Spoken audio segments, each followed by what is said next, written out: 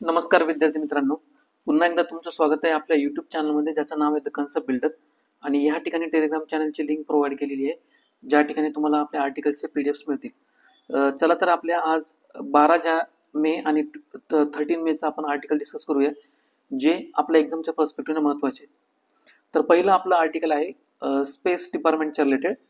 Space डिपार्टमेंटचं जे आपलं Indian space research organisation जे आहे, आपण त्याला इस्रो असं म्हणतो, तर त्यांचं एक कमर्शियल आर्म आहे न्यू स्पेस इंडिया लिमिटेड. तर त्यांनी काय केलेले, जे प्रायव्हेट प्लेयर आहेत मार्केटमध्ये specifically related to the space industry, तर त्यांनी काय केले, त्यांना कॉल केलेला आहे, म्हणजे कॉल ऑफ केलेले आहे आणि सांगितलेले की इन्व्हॉल्व्ह होण्यासाठी लॉन्च व्हेकल जे आहे, लॉन्च व्हेकल मॅक 3, तर त्याला मॅन्युफॅक्चरिंग करण्यासाठी त्यांना कॉल केलेला आहे. ठीक आहे. तर पहिलं बेसिकली आपल्याला काय बघायचं आहे की जे इम्पॉर्टंट पॉईंट आहेत एक्झामच्या पर्स्पेक्टिव्हने आपण ते बघूया. तर पहिलं आपला पॉईंट आहे लॉन्च व्हेकल मार्क 3. ठीक आहे. तर हे बेसिकली काय आहे की एक नवीन इंजिन आहे जे लॉन्च करणारे आपले सॅटेलाइट्स. आणि हे जर बघितलं तर हे कशाचं रिलेटेड डेव्हलपमेंट आहे, जे सुरुवातीला Jio synchronous satellite launch vehicle होतं आपलं, त्यालाच आपण GSLV मार्क 3 असं म्हणायचो. तर त्याला ओव्हरकम करून जास्त कॅपॅसिटीचे आणि जास्त वेटचे आपण जे सॅटेलाइट किंवा पेलोड्स वगैरे आहेत, रॉकेट्स वगैरे, तर ते स्पेसमध्ये लॉन्च करण्यासाठी हे लॉन्च व्हेकल मार्क 3 हे डिझाईन केलेले आहे. ठीक आहे. तर बेसिकली हे कोण डेव्हलप केलेलं आहे, हे इंडियाची जी स्पेस एजन्सी आहे, इंडियन स्पेस रिसर्च ऑर्गनायझेशन, त्यांनी डेव्हलप केलेलं आहे. आणि याचा प्रायमरी पर्पज यांनी कशासाठी सांगितलेला आहे की बेसिकली ह्या 3 गोष्टीसाठी याचा प्रायमरी पर्पज आहे. एक तर काय की जे कम्युनिकेशन सॅटेलाइट्स वगैरे आहेत तर ते स्पेसमध्ये लॉन्च करायचे. दुसरं काय की डीप स्पेस मिशन जे असतील, म्हणजे फॉर एक्झाम्पल इंटरप्लॅनेटरी मिशन्स वगैरे असतील, तर त्याच्यासाठी. आणि तिसरी गोष्ट काय की ह्युमन स्पेसक्राफ्ट मिशन जे असतील, म्हणजे आपण जे चंद्रयान मिशन आपण पाठवणार आहोत, मॅनड मिशन जे चंद्रयान मिशन जे आहे, तर त्याच्या रिलेटेड याचा प्रायमरी पर्पज आहे. ठीक आहे. याच्यामध्ये बेसिकली 3 स्टेजेस आहेत ह्या रॉकेटच्या. आणि पहिलं स्टेज आहे core stage, second one is upper stage, आणि third stage is cryogenic stage. ठीक आहे. त्याची जर पेलोड कॅपॅसिटी जर बघितली तर हे काय करतं बेसिकली, जे जिओ सिंक्रोनस ऑर्बिट वगैरे असतात. जिओ सिंक्रोनस ऑर्बिट म्हणजे काय की ज्यांची जी हाईट आहे, तर ही बेसिकली जमिनीपासून किती असते की जवळपास 36,000 किलोमीटर असते. ठीक आहे. तर त्या ऑर्बिटमध्ये हे जे काय करू शकतात, म्हणजे हे LME जर व्हेकल आहे आपलं मार्क 3, तर जवळपास पेलोड 4,000 किलोपर्यंत हे पेलोड ट्रान्सफर करू शकतो. ठीक आहे. आणि लो अर्थ ऑर्बिट जर असेल तर ते काय करू शकतं की त्या ऑर्बिटमध्ये 10,000 किलोमीटर पर्यंत, सॉरी 10,000 वेट पर्यंत ते काय करू शकतं, पेलोड ते कॅरी करू शकतं, कॅपॅसिटी त्याची. याची बेसिकल सिग्निफिकन्स जर काय बघितले की हा जो आहे इंडिजिनियसली डेव्हलप आहे, म्हणजे इस्रोनं डेव्हलप केलेला आहे. आणि जे क्रूड मिशन्स आहेत, म्हणजे आपण आताच बघितलं की जे मंगलयान आहे मिशन, सॉरी चंद्रयान मिशन जे आहे आपलं, हे क्रूड मिशन असणार आहे, म्हणजे काय मॅन मिशन असणार आहे. आणि बाकीचे जे स्पेस एक्सप्लोरेशन जे आहेत तर ते आपण काय करू शकतो व्यवस्थित, म्हणजे जास्त पेलोड असलेले कॅपॅसिटीचे जे रॉकेट्स वगैरे आहेत किंवा सॅटेलाइट जे आहेत आपण ते स्पेसमध्ये सोडू शकतो. ठीक आहे. सुरुवातीला काय व्हायचं की अशा जी कॅपॅसिटी आहे जास्त पेलोडची, तर इंडियाकडे ती अवेलेबल नव्हती. तर इंडियाला काय व्हायचं की फॉरेन कंट्रीजवर डिपेंड राहावं लागायचं. यामुळे काय व्हायचं, बऱ्याचपैकी जो कॉस्ट याची त्या प्रोजेक्टची जर ती काय व्हायची, ती इन्क्रीज व्हायची. ठीक आहे. नेक्स्ट आपला आहे की basic difference between Jio synchronous and Jio stationery orbit. तर हे 2 प्रकारचे ऑर्बिट असतात. ह्या दोघांचे जरी ऑर्बिटचे जर लेंथ बघितली, म्हणजे अल्टिट्यूड जर बघितलं, तर हे सेम अल्टिट्यूड आहे. म्हणजे काय की अराउंड 36,000 अल्टिट्यूडला हे 2 ऑर्बिटमध्ये आपण काय करतो, सॅटेलाइट सोडतो. त्याच्यामध्ये बेसिक डिफरन्स जर बघितला तर काय आहे की याचं जर इसेंट्रिसिटी जर बघितलं, म्हणजे ऑर्बिट जर बघितलं कशा प्रकारचं ऑर्बिट असतं, तर जिओ सिंक्रोनस ऑर्बिट जे असतात तर हे सर्क्युलर किंवा इलिप्टिकल ऑर्बिट असतात. ठीक आहे. हे असं हे सर्क्युलर झालं. आणि इलिप्टिकल म्हणजे काय, समजा फॉर एक्झाम्पल ही बॉडी आहे आणि ह्या बॉडीच्या अराउंड जर मुवमेंट असेल, रिव्होल्युशन जर होत असेल, तर याला काय म्हणतात, हे असं जे ऑर्बिट आहे तर याला काय म्हणतात, इलिप्टिकल ऑर्बिट. ठीक आहे. म्हणजे पूर्ण गोल नसतं हे, तर जे 2 जे साईड असतात त्याला बल्ज आल्यासारखं असतं, त्याला काय म्हणतात, इलिप्टिकल ऑर्बिट म्हणतात. आणि जिओ स्टेशनरी जे आहे तर त्याचं काय ऑर्बिट सर्क्युलेशन काय, तर हे सर्क्युलर आहे. ठीक आहे. याचं जर इन्क्लिनेशन जर बघितलं तर बेसिकली इन्क्लिनेशन जे काय आहे की can have any inclination angle. म्हणजे फॉर एक्झाम्पल ही जर पृथ्वी जर ही अशी कन्सिडर केली आणि हा जर इक्वेटर जर कन्सिडर केला, तर हे कोणत्या पण इन्क्लिनेशनला हे असू शकतं. म्हणजे जनरली आपण काय म्हणतो, जे लॅटिट्यूड आहेत त्या कोणत्याही लॅटिट्यूडला हे असू शकतं, त्याला काय म्हणतात, इन्क्लिनेशन म्हणतात. पण जिओ स्टेशनरी ऑर्बिट जे हे फक्त काय होतं, त्याचं इन्क्लिनेशन हे 0 डिग्रीवर असतं. ठीक आहे. म्हणजे इक्वेटरवर, म्हणजे आपल्याला ते इक्वेटरवरच लॉन्च करावं लागतं. ठीक आहे. हा त्याच्यामधला बेसिक डिफरन्स आहे. आणि याचा जर ऑर्बिटल पिरियड जर बघितला जिओसिंक्रोनसचा तर हा सेम आहे, अर्थचं जे रोटेशन आहे तेवढाच आहे, आणि जिओ स्टेशनरी ऑर्बिटचा पण सेम आहे. किती? जे अर्थचं जे रोटेशन आहे म्हणजे 1 दिवसाचा. आणि याचं जर अपीरंट मुवमेंट जर बघितली, can appear to drift slightly north और साऊथ. आता आपण कशामुळे बघितलेले, कारण याचं जे इन्क्लिनेशन आहे तर हे लॅटिट्यूडच्या कोणत्या पण अँगल असू शकतं, म्हणून ते काय करतं की आपल्याला स्लाइटली ड्रिफ्ट झालेलं दिसतं नॉर्थ किंवा साऊथवर्ड. पण जे जिओ स्टेशनरी ऑर्बिट असतात त्याचं जे इन्क्लिनेशन अपीरंट मुवमेंट जी आहे तर ही स्टेशनरी दिसते. कशामुळे स्टेशनरी दिसते सिंगल पॉइंटला? कारण त्याचा जो स्वतःचा जो स्पीड आहे तो अर्थच्या स्पीड बरोबर सुद्धा मॅच झालेला आहे. ही पहिली एक गोष्ट. आणि दुसरी गोष्ट काय, त्याचं जे पोझिशनिंग केलेलं असतं ते कशा केलं असतं, अबोव इक्वेटर केलं असतं, म्हणून ते काय दिसतं की त्याचे जे अपीरंट मुवमेंट जी आहे तर आपल्याला काय दिसते, फिक्स किंवा स्टेशनरी दिसते. ठीक आहे. पण जे जिओ सिंक्रोनस हे असतात ऑर्बिट असतात तर त्याच्यामध्ये जे सॅटेलाइट आपण लॉन्च करतो तर तिथली जी अपीरंट मुवमेंट आहे तर ती स्लाइटली ड्रिफ्ट झालेली दिसते नॉर्थवर्ड किंवा साऊथवर्ड. कारण ते कोणत्या पण इन्क्लिनेशनला लॉन्च करू शकतो आपण. आणि त्यांचा जो ऑर्बिट जो असतो हा मोस्टली सर्क्युलर नसून काय असू शकतो, सर्क्युलर किंवा इलिप्टिकल असतो. ठीक आहे. त्यामुळे तसं होतं ते. दुसरं जर याचे ऍप्लिकेशन जर बघितले जिओ सिंक्रोनसचे तर बेसिकली याचे ऍप्लिकेशन काय की कम्युनिकेशन सॅटेलाइट असतील किंवा वेदर सॅटेलाइट असतील तर त्यांच्या मॉनिटरिंगसाठी तर याचा उपयोग ह्या रिजनचा उपयोग केला जातो. ठीक आहे. आणि नेक्स्ट जर जिओ स्टेशनरी जर बघितलं त्याच्यामध्ये काय की असे सॅटेलाइट ज्यांची कॉन्स्टंट कव्हरेज असण्याची गरज आहे. म्हणजे फॉर एक्झाम्पल एखाद्या स्पेसिफिक रिजनवर आपल्याला जर लक्ष ठेवायचं वगैरे असेल, फॉर एक्झाम्पल बॉर्डर एरियाज वगैरे असतील तर त्या ठिकाणी काय की ह्या अशा प्रकारचे जिओ स्टेशनरी सॅटेलाइट वापरतात. किंवा वेदर मॉनिटरिंग जर एखाद्या स्पेसिफिक रिजन जर करायचं असेल, फॉर एक्झाम्पल इंडियामधला वेस्टर्न घाट असेल किंवा हिमालयाचा जो स्पेसिफिक पार्ट आहे तिथली जर स्टडीज वगैरे आपल्याला जर करायची असेल तर आपल्याला जिओ स्टेशनरी सॅटेलाइट ऑर्बिटमध्ये ते सॅटेलाइट लॉन्च करणं होतं. ठीक आहे. नेक्स्ट आपला इम्पॉर्टंट पॉईंट आहे न्यू स्पेस इंडिया लिमिटेड. तर बेसिकली हे काय न्यू स्पेस इंडिया लिमिटेड काय, हे एक पब्लिक सेक्टर अंडरटेकिंग आहे, PSU आहे. आणि हे कशाच्या अंतर्गत काम करतं, डिपार्टमेंट ऑफ स्पेस जो आहे गव्हर्नमेंट ऑफ इंडियाचं त्याच्या अंतर्गत काम करतं. आणि हे काय आहे की इस्रोचं एक कमर्शियल स्पेस आर्म आहे. ठीक आहे. म्हणजे पब्लिक सेक्टर अंडरटेकिंग आहे. आणि याची स्थापना कधी झालेली आहे, 6 मार्च 2019ला कंपनीज ऍक्ट 2013च्या अंतर्गत याची स्थापना झालेली आहे. बेसिकली याचं जर काम बघितलं तर हे काय करतं की इंडियन स्पेस रिसर्च ऑर्गनायझेशनचे हे कमर्शियल आर्म आहे. म्हणजे काय की यांचे जे काही प्रोग्राम किंवा प्रोजेक्ट्स वगैरे असतील तर त्या टेक्नॉलॉजी दुसऱ्यांना सेल करणं किंवा जे प्रायव्हेट सेक्टर वगैरे आहे तर त्यांचं पार्टिसिपेशन त्याच्यामध्ये वाढवणं आणि प्रॉफिटचं इन्क्रीज करणं, तर बेसिकली हे त्यांचं काम आहे. ठीक आहे. तर त्याचे जर की फीचर जर बघितले किंवा त्याचे ऑब्जेक्टिव्ह जर बघितले न्यू स्पेस इंडिया लिमिटेडचे तर बेसिकली ते फंक्शन तेच सांगते. याचे 2-3 फंक्शन ते काय करतं की ट्रान्सफर ऑफ टेक्नॉलॉजी असेल किंवा manufacturing of small satellite launch vehicle वगैरे असतील तर ते प्रायव्हेट प्लेयर असतील किंवा जी इंडस्ट्री आहे प्रायव्हेट सेक्टर तर त्यांच्या मार्फत ते तयार करून घ्यायची किंवा ती टेक्नॉलॉजी त्यांना ट्रान्सफर करायची. ठीक आहे. नंतर प्रोडक्शन असेल कशाचं की पोलर सॅटेलाइट लॉन्च व्हेकलचं किंवा प्रोडक्शन किंवा मार्केटिंग किंवा ट्रान्सफर ऑफ टेक्नॉलॉजी. बेसिकली याचे 2-3 फंक्शन आहेत. एक तर काय करायचं की ऑलरेडी जे इस्रोनं डेव्हलप केलेले सॅटेलाइट असतील किंवा ऍप्लिकेशन्स असतील त्याचं काय करायचं, ट्रान्सफर करायचं. दुसरी गोष्ट काय की प्रायव्हेट सेक्टरच्या मदतीनं एखाद्या गोष्टीचं किंवा सॅटेलाइटचं लॉन्च व्हेकल असे तयार करायचे, प्रोडक्शन करायचं. आणि तिसरी गोष्ट काय की टेक्नॉलॉजी ट्रान्सफर करायची किंवा त्याची मार्केटिंग वगैरे करायची. ठीक आहे. नेक्स्ट आहे काही दिवसापूर्वी गव्हर्नमेंटने काय केलं होतं की वेगवेगळ्या ज्या ऑर्गनायझेशन आहेत त्या स्थापन केल्या होत्या. त्याच्यामध्ये आपण बघूयात. तर पहिली आहे अंतरिक्ष. ठीक आहे. दुसरी आहे न्यू स्पेस इंडिया लिमिटेड आणि तिसरी आहे इन स्पेस. तर बेसिकली याच्यामधला डिफरन्स काय आहे तर जी अंतरिक्ष कॉर्पोरेशन आहे तर हे काय आहे की इस्रोचं एक मार्केटिंग आर्म आहे आणि ते काय करतं त्यांचे जे प्रोडक्ट किंवा सर्व्हिसेस आहेत तर इंटरनॅशनली ते सेल करण्याचा प्रयत्न करतं. ठीक आहे. आणि याची स्थापना कधी झाली होती की 1992ला हे अंतरिक्ष कॉर्पोरेशनची स्थापना करण्यात आली होती. ठीक आहे. न्यू स्पेस इंडिया लिमिटेड आहे त्याची स्थापना कधी झाली होती, रिसेंटली 2019ला याची स्थापना झाली होती. आणि याचं मेन जर फंक्शन बघितलं किंवा प्रायमरी रोल जर बघितला याचा प्रायमरी रोल काय की promoting private sector involvement in Indian space sector. आताच आपण बघितलं की हे काय करतं new space India limited private सेक्टरचं पार्टिसिपेशन इंडियाच्या स्पेस प्रोग्राममध्ये वाढवतं. ठीक आहे. आणि ही जी तिसरी ऑर्गनायझेशन आहे रिसेंटली 2020 मध्ये फॉर्म झाली होती त्याला काय म्हणतो आपण, Indian space promotion and authorisation centre म्हणजेच काय इन स्पेस. तर बेसिकली याचं काम काय की रेग्युलेट करतं आणि प्रमोट करतं प्रायव्हेट सेक्टरचं पार्टिसिपेशन स्पेस ऍक्टिव्हिटीमध्ये. ठीक आहे. म्हणजे ह्या दोघांचा जो रोल आहे हा सिमिलर आहे, फक्त याचं काय करायचं प्रमोशन रोल आहे आणि याचा काय जो इन स्पेस आहे त्याचा रेग्युलेशन प्लस प्रमोशन हा रोल आहे. ठीक आहे.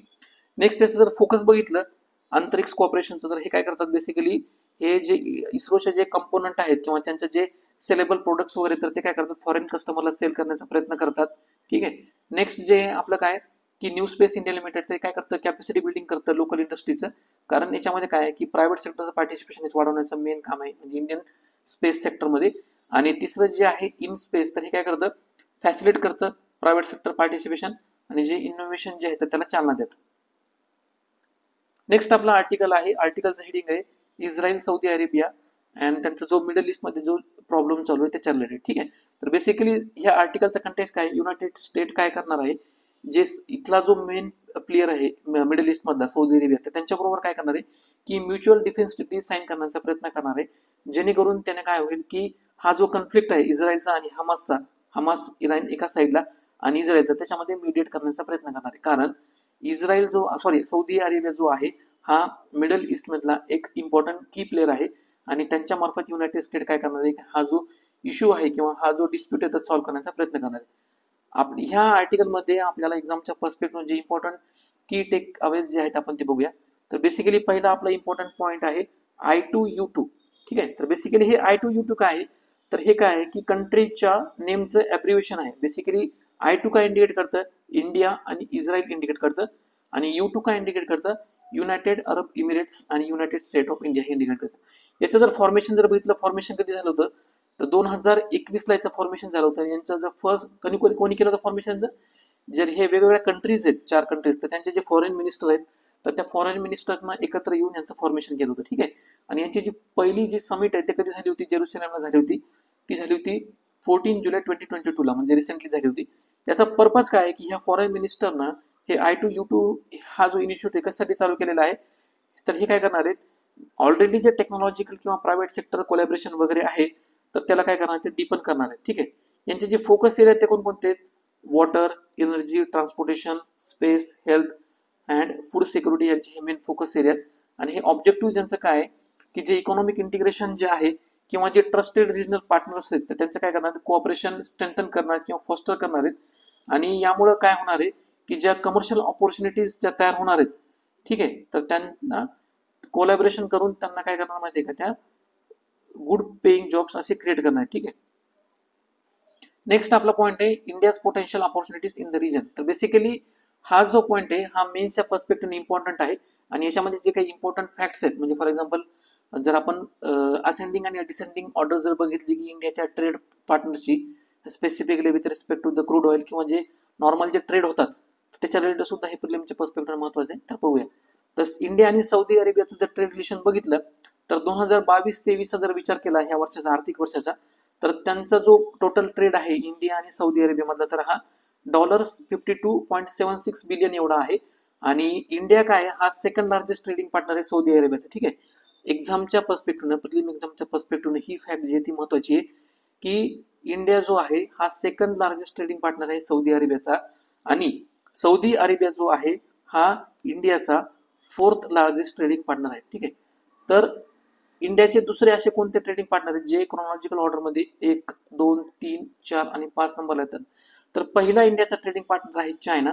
म्हणजे आपण हे कशाच्या बेसिसवर बघतोय, on the basis of trade volume जे आहे तर त्याच्या बेसिसवर बघतोय. ठीक आहे, म्हणजे इंडिया आणि चायनाचा जर ट्रेड कन्सिडर केला तर हा अबोव $100 बिलियन एवढा आहे. ठीक आहे, नेक्स्ट आपला इम्पॉर्टंट ट्रेडिंग पार्टनर आहे युनायटेड स्टेट. यांचा जर ट्रेड कन्सिडर केला तर हा इक्वल टू $97 बिलियन एवढा आहे. नेक्स्ट आपला ट्रेडिंग पार्टनर आहे युनायटेड अरब इमिरेट्स. इंडियाचा आणि यांचा जर ट्रेडिंग कन्सिडर केला UAE तर हा जवळपास $60 बिलियन एवढा आहे. आणि चौथा आपण आताच बघितला सौदी अरेबिया हा 4th लार्जेस्ट ट्रेडिंग पार्टनर आहे. आणि 5वा जो आहे हा इराक आहे. ठीक आहे, बेसिकली इराक कशामुळे आहे, कारण इराककडनं आपण जास्त प्रमाणामध्ये क्रूड ऑइल आणि पेट्रोलियमचे जे प्रोडक्ट आहेत तर ते काय करतो, इम्पोर्ट करतो. त्यामुळं इंडिया सुद्धा आपला एक मेजर ट्रेडिंग पार्टनर आहे. नेक्स्ट आपलं पॉईंट आहे की एनर्जी कोऑपरेशनच्या कंटेक्स्टमध्ये जर बघितलं तर सौदी अरेबिया हे काय आहे की इंडियाचा हा 3rd लार्जेस्ट सोर्स आहे. कशाच्या रिलेटेड, की क्रूड ऑइल आणि पेट्रोलियम प्रोडक्ट आहे त्याच्या रिलेटेड. ठीक आहे, आणि नेक्स्ट इंडियाचं आणि सौदी अरेबियाचं सिग्निफिकन्स जर बघितलं तर ते काय, इंडियन जे आहे त्याला आपण काय म्हणतो, इंडियन कम्युनिटी जी आहे तर सौदी अरेबियामध्ये खूप मोठ्या प्रमाणामध्ये वर्क फोर्स प्रोव्हाइड करण्याचं काम करते. ठीक आहे, त्यामुळे सुद्धा काय होतं, म्हणजे एक तर काय की इंडियन कम्युनिटी आपण ज्याला येणार आहे असं म्हणतो, दुसरी गोष्ट काय की एनर्जी कोऑपरेशन, आणि तिसरी गोष्ट काय की ओव्हरऑल जो ट्रेड आहे तर त्याच्या रिलेटेड इंडिया आणि सौदी अरेबियाचे रिलेशन्स हे इम्पॉर्टंट आहेत. नेक्स्ट आपलं इम्पॉर्टंट की पार्टनर आहे इस्रायल, इंडिया आणि इस्रायल. तर बेसिकली इंडिया आणि इस्रायलचा जर ट्रेडचा विचार केला तर रिसेंट जो डेटा आपल्याकडे अवेलेबल आहे 2022-2023चा, तर हा 10.7 बिलियन ट्रेड आहे. ठीक आहे, म्हणजे 1992चा, म्हणजे ज्यावेळेसपासून आपण त्यांना रिकॉग्नाइज केलेलं आहे आणि आपले जे टाईज चालू झाले म्हणजे ट्रेड जो चालू झालेला आहे 1992 पासून, तर त्यावेळेस किती ट्रेड होता हा $200 मिलियन होता. तर तो रिसेंटली वाढून किती झालेला आहे $11 बिलियनच्या आसपास झालेला आहे. ठीक आहे, मेन जर कॉपरेशन एरिया जर बघितले इंडिया आणि इस्रायलमध्ये तर हे काय डिफेन्स आणि सिक्युरिटी आहे, इनोव्हेशन आणि ऍग्रिकल्चर आणि वॉटर रिलेटेड यांचे मेन हे फोकस एरिया. ठीक आहे, आणि इंडिया जो आहे, India being Israel second largest trading partner in Asia, म्हणजे इस्रायलच्या पर्स्पेक्टिव्ह जर विचार केला तर एशियामध्ये इंडिया हा इस्रायलचा सेकंड लार्जेस्ट ट्रेडिंग पार्टनर आहे. आणि जर ग्लोबली जर विचार केला तर इंडिया हा इस्रायलचा 7th लार्जेस्ट ट्रेडिंग पार्टनर आहे. ठीक आहे, आणि इस्रायल आपल्याला मेन जे आहे डिफेन्स रिलेटेड किंवा ऍग्रिकल्चर आणि वॉटरच्या रिलेटेड जे टेक्नॉलॉजी ट्रान्सफर करतं, तर ते काय डिफेन्स इक्विपमेंट असतील किंवा हाय कम्युनिकेशन सिस्टीम जर असेल तर ते काय करतं की इंडियाला एक्सपोर्ट करण्याचा प्रयत्न करतं. ठीक आहे, नेक्स्ट आपल्या एक्झामच्या पर्स्पेक्टिव्ह आपल्यासाठी इम्पॉर्टंट काय की मिडल ईस्टचा जो मॅप आहे तर ते आपण बघून घेऊया. तर बेसिकली ह्या ज्या कंट्रीज आहेत, मी फक्त कंट्रीचे नाव प्रोनाऊन्स करतो, तर ते तुम्ही काय करा डिटेलमध्ये जाऊन आपल्या मॅपमध्ये बघून घ्या. ठीक आहे, तर इम्पॉर्टंट की प्लेयर जे तर पहिल्यांदा आहे सौदी अरेबिया, नेक्स्ट आहे येमेन, ओमन, त्याच्यानंतर UAE, कतार, कुवेत. ठीक आहे, त्याच्यानंतर हे बहारीन, इराक, सिरिया, लेबनन, टर्की, इस्रायल, जॉर्डन आणि इजिप्त मधला जो हा कोणता पेनिन्सुला आहे आता मला एक्झॅक्टली नाव लक्षात येणं, तर हा जो पेनिन्सुलाचा पार्ट आहे हा सुद्धा काय होतो की एशियामध्ये काउंट केला जातो. ठीक आहे, तर हे इम्पॉर्टंट कंट्रीज आहेत ते लक्षात ठेवा. त्यानंतर हे पर्शियन गल्फ या ठिकाणी आहे, Gulf of Oman, Gulf of Aden हे इम्पॉर्टंट गल्फ आहे. त्यानंतर त्यानंतर नेक्स्ट आहे रेड सी. ठीक आहे, हे जे ओशनचे पार्ट आहेत ते बघूया. आणि नेक्स्ट जे इम्पॉर्टंट स्ट्रेट जे ते आपण बघूया, पर्शियन गल्फ आणि गल्फ ऑफ वुमन मध्ये स्ट्रेट ऑफ होर्मुझ आहे. त्यानंतर रेड सी आणि गल्फ ऑफ ॲडन मध्ये बाबल मंडप नावाचा एक स्ट्रेट आहे. ठीक आहे, आणि या ठिकाणी सुएझ कॅनल आहे. सुएझ कॅनल हा जो पार्ट आहे सनाईम पेलुसला असं म्हणतात त्याला. ठीक आहे, सनाईम पेलुसला जो इजिप्तचा जो पार्ट आहे जो एशियामध्ये येतो, वेस्ट एशियामध्ये, त्याला काय म्हणतात सिनाई पेनिन्सुला. नेक्स्ट आपला आर्टिकल आहे हा, बेसिकली ह्या आर्टिकलचं कंटेक्स्ट काय आहे की जे काँग्रेसचे जे प्रेसिडेंट आहेत मल्लिकार्जुन खरगे, त्यांनी काय केलेले इलेक्शन कमिशन ऑफ इंडियावर ॲलिगेशन टाकलेले आहेत.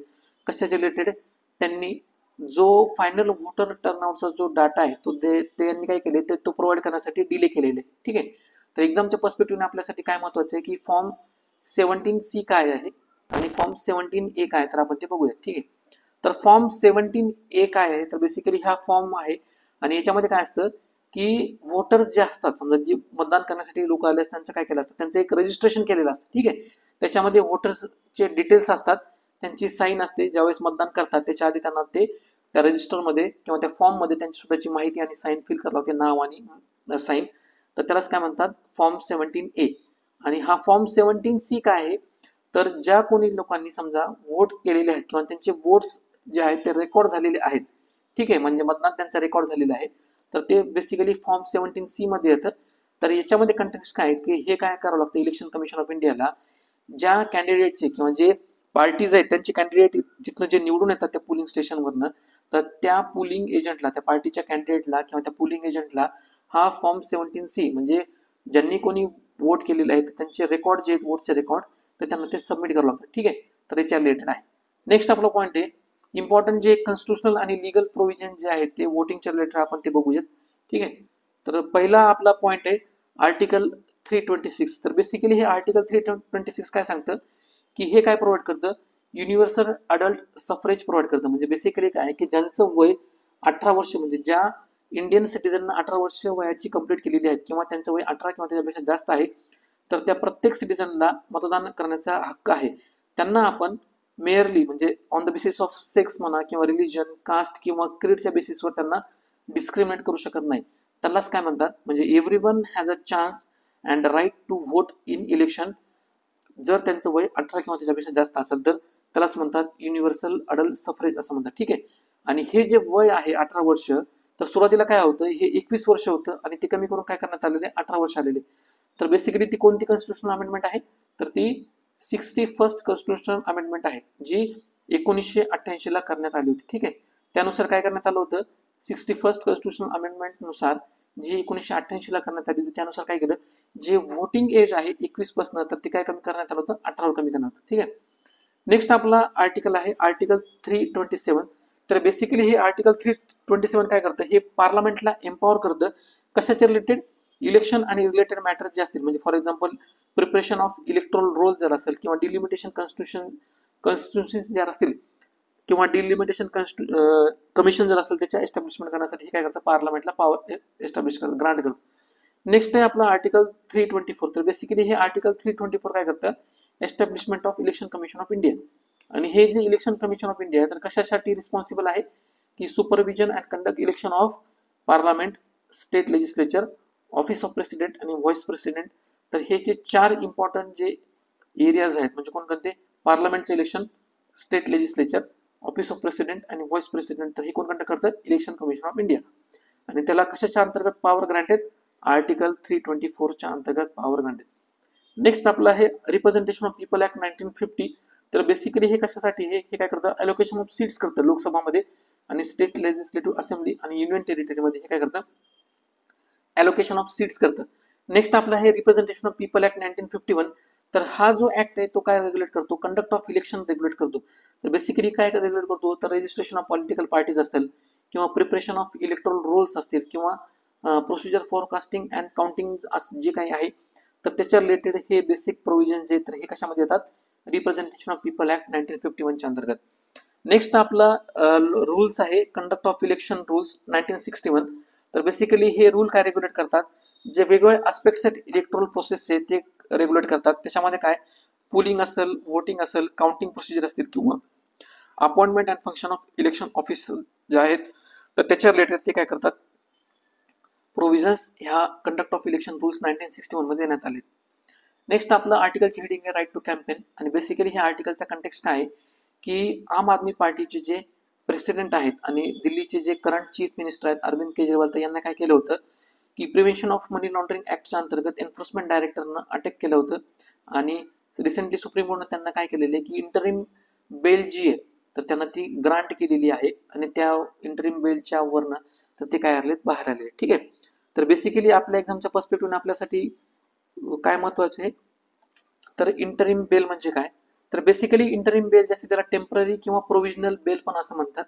आणि ते काय असते, एका प्रकारची बेल असते जी लिमिटेड पिरियडसाठी त्या अॅक्युजला ग्रांट केले जाते. ठीक आहे. म्हणजे टेम्पररी आहे आणि त्यालाच प्रोव्हिजनल बेल पण असं म्हणतात. आणि कोणत्या लिमिटेड पिरियडसाठी त्याला ग्रांट केली जाते. ठीक आहे. टिपिकली म्हणजे कधी दिल्या जाते ही, की त्याच्यामध्ये काय केलं त्यांनी, वेगवेगळे प्रोव्हिजन्स असे सांगितलेले आहेत, की कोणकोणत्या कंडिशनवर त्यांना ती बेल दिली जाते.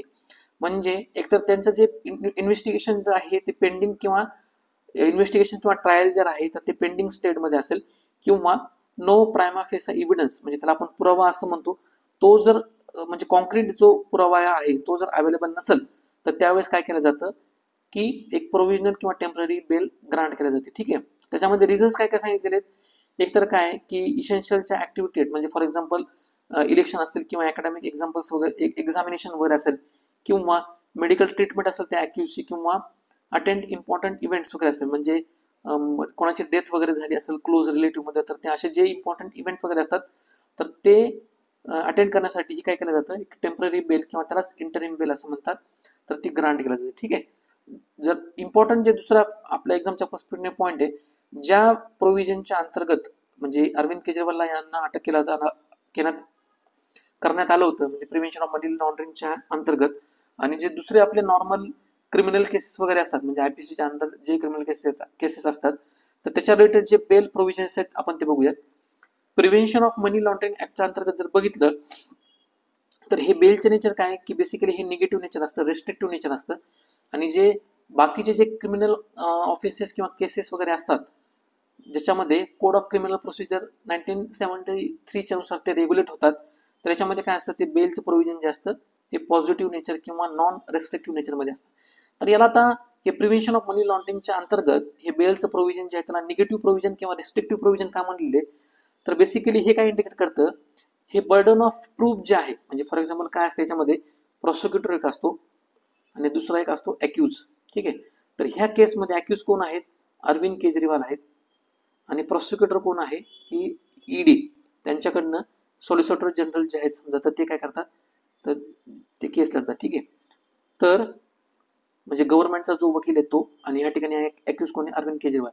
तर ह्या ठिकाणी निगेटिव्ह प्रोव्हिजन किंवा रेस्ट्रिक्टिव्ह प्रोव्हिजन काय म्हणलेले, कारण याच्यावर काय असतं की हा जो अॅक्यूज असतो याच्यावर काय, नॉर्मल केसमध्ये कसं असतं तुम्हाला सांगतो, कोड ऑफ क्रिमिनल प्रोसिजर 1973च्या अंतर्गत काय असतं की बर्डन ऑफ प्रूफ जे असतं, तर हे कोण असतं, प्रोसिक्युटर असतं. म्हणजे यांना प्रूव्ह करायचं असतं प्रोसिक्युटरला की हा जो अॅक्यूज आहे तर तो काय गिल्टी. पण निगेटिव्ह प्रोव्हिजन किंवा त्याला आपण रेस्ट्रिक्टिव्ह नेचर असं म्हणतो, त्यात काय असतं, ह्या प्रिव्हेन्शन ऑफ मनी लॉन्ड्रिंग ऍक्टच्या अंतर्गत जो हा अॅक्यूज आहे तर याच्यावरच काय असतं, बर्डन ऑफ प्रूफ असतं. म्हणजे याला स्वतःलाच हे प्रूव्ह करायचं असतं की हा गिल्टी नाहीये म्हणून. ठीक आहे, तर हा बेसिक डिफरन्स आहे याच्यामध्ये. आणि याचं फ्युचर ऑफेन्स जर अश्युरन्स बघितलं तर प्रिव्हेन्शन ऑफ मनी लॉन्ड्रिंगच्या अंतर्गत तर accused must prove that they will not commit, म्हणजे याच्यामध्ये त्यांना अश्युरन्स द्यावा लागतो की फ्युचरमध्ये अशा प्रकारचे ऑफेन्सेस ते कमिट करणार नाहीत. पण नॉर्मल क्रिमिनल केसेसमध्ये अशा प्रकारचं काहीच रिक्वायरमेंट वगैरे नाहीये. बेल ग्रांटिंग ऑथॉरिटी जर बघितली तर याच्यामध्ये स्पेशल कोर्ट एस्टॅब्लिश केलेले असतात प्रिव्हेन्शन ऑफ मनी लॉन्ड्रिंग ऍक्टच्या अंतर्गत, तर ती त्यांना बेल प्रोव्हाइड करतात. आणि नॉर्मल केसेसमध्ये रेग्युलर आपले जे कोर्ट सिस्टीम आहे, मॅजिस्ट्रेट किंवा सेशन्स कोर्ट, तर ते प्रोव्हाइड करतात. याचं जर स्ट्रॅन्जंट नेचर जर बघितलं तर प्रिव्हेन्शन ऑफ मनी लॉन्ड्रिंग ऍक्टचं जर प्रोव्हिजन तर ते मोर स्ट्रॅन्जंट कंडिशन आहेत बेलसाठी, आणि याच्यामध्ये लेस स्ट्रॅन्जंट कंडिशन आहे. ठीक आहे, हा बेसिक डिफरन्स त्याच्यामध्ये आहे. नेक्स्ट आपले इम्पॉर्टंट आर्टिकल मधले पॉईंट आहेत, right to vote, right to contest आणि राईट टू कॅम्पेन म्हणून. ठीक आहे, तर बेसिकली आपला पहिला पॉईंट आहे राईट टू व्होट म्हणून. तर हा काय आहे की हा एक स्टॅट्युटरी राईट आहे, राईट टू व्होट हा स्टॅट्युटरी राईट आहे. आणि हा कशापासून डिराईव्ह झालेला आहे, रिप्रेझेंटेशन ऑफ पीपल ऍक्ट मध्ये जे प्रोव्हिजन्स आहेत 1951 च्या अंतर्गत, तर त्याच्यापासून हा राईट टू व्होट हा जो राईट आहे तर हा डिराईव्ह झालेला आहे. सुप्रीम कोर्टने काय केलेलं आहे, वेगवेगळ्या जजमेंट मधनं सुद्धा असं इम्फसाइज केलेलं आहे की राईट टू व्होट हा सुद्धा अलॉंग विथ स्टॅट्युटरी राईट हा एक काय कॉन्स्टिट्युशनल राईट सुद्धा आहे. ठीक आहे, म्हणजे even though it is directly not mention in fundamental right, पण हा एक कॉन्स्टिट्युशनल राईट सुद्धा आहे. नेक्स्ट आपला पॉईंट आहे राईट टू कंटेस्ट.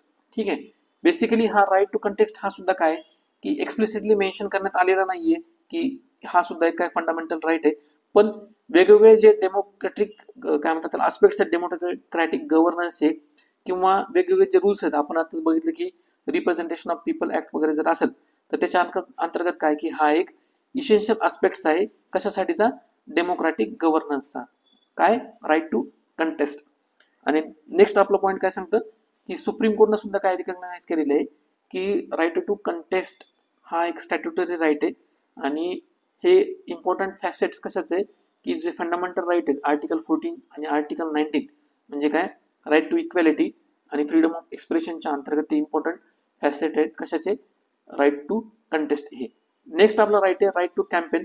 तर बेसिकली हा काय आहे की जसं राईट टू व्होट आणि राईट टू कंटेस्ट हा डायरेक्टली काय आहेत की फंडामेंटल राईट मध्ये मेन्शन केलेले नाहीयेत, पण जे वेगवेगळे जजमेंट वगैरे आहेत सुप्रीम कोर्टचे त्याच्यामधनं हे काय की आर्टिकल 19(1) अंतर्गत हा डिराईव्ह झालेला आहे राईट टू कॅम्पेन. ठीक आहे, आणि हा कशासाठी इम्पॉर्टंट आहे right to campaign, to ensure free and fair election process. Next आपला आर्टिकल आहे की central industrial security force related. तर रिसेंटली ह्या आर्टिकलचा कंटेक्स्ट काय की युनियन होम मिनिस्टरने काय केलेलं आहे, एक पॅनल कन्स्टिट्यूट केलेलं आहे आणि कशासाठी, ते फिजिबिलिटी चेक करणार आहेत की पार्लमेंटची जी सगळी सुरक्षा आहे किंवा सिक्युरिटीचे जे प्रोव्हिजन्स वगैरे आहेत तर ते सगळे चार्जेस वगैरे तर ते हे एंटायर चार्जेस जे आहेत ते सेंट्रल इंडस्ट्रियल सिक्युरिटी फोर्सेसला द्यायचे का. ठीक आहे, म्हणजे रिसेंटली काय करतं की पार्लमेंटची जी सुरक्षा आहे तर ही CISF बरोबर, म्हणजे पोलीस फोर्स जर असेल, पोलीस फोर्स किंवा दिल्ली पोलीस वगैरे आहे तर ते काय करतात, ते मॅनेज करतात. तर इम्पॉर्टंट जे आस्पेक्ट्स आहेत इंडियन पार्लमेंट सिक्युरिटीच्या रिलेटेड आपण ते बघूयात. तर इंडियन पार्लमेंट सिक्युरिटी मॅनेज करण्यासाठी एक पार्लमेंट सिक्युरिटी सर्व्हिस नावाची एक सर्व्हिस आहे. ठीक आहे, तर बेसिकली ह्या सर्व्हिसचा उगम जर बघितला तर कसं झाला की हे सर्व्हिस जी आहे ही 3 सप्टेंबर 1929 ही फॉर्म करण्यात आली. कधी फॉर्म करण्यात आली, ज्या वेळेस एप्रिल 29 भगतसिंग आणि बटुकेश्वर दत्त यांनी काय केलं होतं, लोकसभा चेंबरमध्ये बॉम्ब इन्सिडन्स केला होता. त्यानंतर काय केलं, एक कमिटी एस्टॅब्लिश करण्यात आली होती, वॉच आणि वॉर्ड कमिटी. तर त्या कमिटीच्या रिकमेंडेशनवरनं काय करण्यात आलेले, पार्लमेंटरी सिक्युरिटी सर्व्हिस नावाची कमिटी एस्टॅब्लिश करण्यात आलेली आहे. ठीक आहे. आणि हा इनिशिएटिव्ह कोणी घेतला होता? त्यावेळेस जे सेंट्रल लेजिस्लेटिव्ह असेंब्लीचे जे प्रेसिडेंट होते विठ्ठलभाई पटेल, तर त्यांनी हा इनिशिएटिव्ह घेतला होता. आणि रिसेंटली हे जे पार्लमेंटरी सर्व्हिस सिक्युरिटी तर हे कशासाठी रिस्पॉन्सिबल आहे? तर हे काय करतं? प्रोव्हाइड प्रोएक्टिव्ह, प्रिव्हेंटिव्ह आणि protective security to VIPs, buildings and incumbents. म्हणजे त्या ह्युमन बरोबर तिथले जे बिल्डिंग्स वगैरे आहेत तर त्यांना सुद्धा काय करतं? ते सिक्युरिटी प्रोव्हाइड करतं. ठीक आहे. आणि हे काय मॅनेज करतं की कंट्रोल आणि रेग्युलेट करतं पीपलची किंवा मटेरियलची जी मुवमेंट आहे किंवा व्हेकलची जी मुवमेंट आहे, तर पार्लमेंटरी हाऊस कॉम्प्लेक्समध्ये त्यांची मुवमेंट मॉनिटर करण्याचा प्रयत्न करतं. ठीक आहे. याचं जर सिक्युरिटी ऑपरेशनल कंट्रोल जर बघितलं तर हे 3 ठिकाणी बेसिकली डिवाइड करण्यात आलेलं आहे. पहिलं जे आहे ते director of security of Rajya Sabha secretariat, त्याचप्रमाणे जसं राज्यसभासाठी आहे तसं लोकसभेसाठी सुद्धा आहे. आणि तिसरं आहे जॉईंट. ठीक आहे. म्हणजे जॉईंट जे आहे ते काय करतं? एंटायर पार्लमेंट हाऊस सिक्युरिटी जे आहे तर ते कंट्रोल करण्याचा प्रयत्न करतं. जे राज्यसभेच्या रिलेटेड ते राज्यसभेच्या रिलेटेड, आणि डायरेक्टर सिक्युरिटी ऑफ लोकसभा जे सेक्रेटरी आहे तर बेसिकली ते कशावर फोकस करतं? Operational control of Lok Sabha sector. ठीक आहे. आणि यांचं काय आहे की वेगवेगळ्या ज्या इंटर एजन्सी आहेत तर त्यांच्याबरोबर कोलॅबोरेशन आहे.